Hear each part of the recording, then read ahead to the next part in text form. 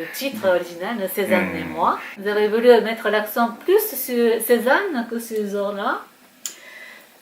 Non, c'est pas vraiment mettre l'accent plus sur l'un ou l'autre, c'est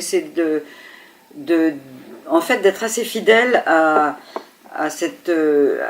au livre de Zola qui est quand même, malgré ses protestations, un portrait de Cézanne par Zola.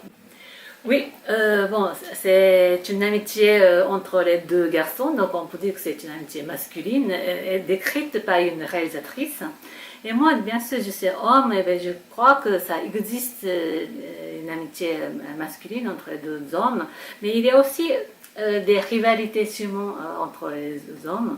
Et comme Zola a aidé financièrement Cézanne, et puis il devait être quand même assez fier de pouvoir aider financièrement son ami. Et de ce point de vue-là, comment vous avez décrit ces rivalités entre les deux hommes? Alors, ce que j'ai trouvé très intéressant quand je me suis plongée dans les différentes biographies, puisqu'il n'y a pas eu vraiment de livre important sur l'amitié entre les deux, il y a eu des biographies différentes. Oui. C'est combien tout dans leur chemin est complètement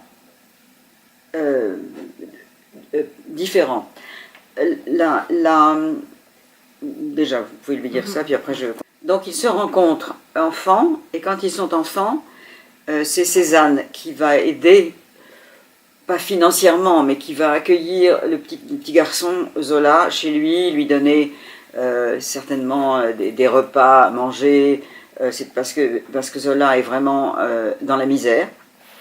Et c'est très intéressant qu'après, évidemment, il y a une grande satisfaction pour Zola de pouvoir avoir, en fait, bizarrement, la vie de confort bourgeois qu'il a connu chez Cézanne enfant, et que Cézanne va rejeter quand il devient adulte.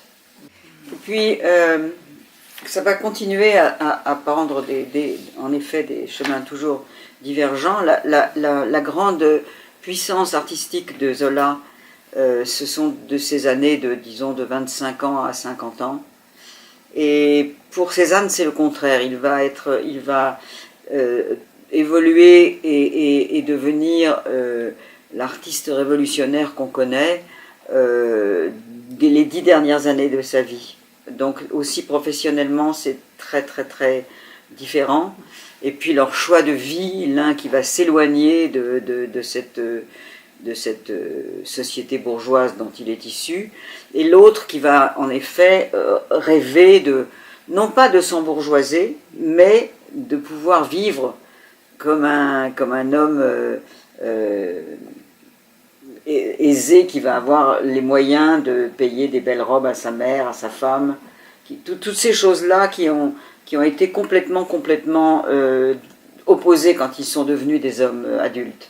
Puis aussi le fait que Zola est un homme qui a été pénétré dans toute son œuvre par la vie de la cité, la vie et une osmose avec le peuple français, puis la fameuse affaire Dreyfus, qui a été évidemment un événement très marquant dans la vie de la France. Et pendant ce temps-là, Cézanne, qui s'est de plus en plus enfermée dans ses paysages, sa peinture, et qui ne s'intéressait pas du tout à rien d'autre en fait.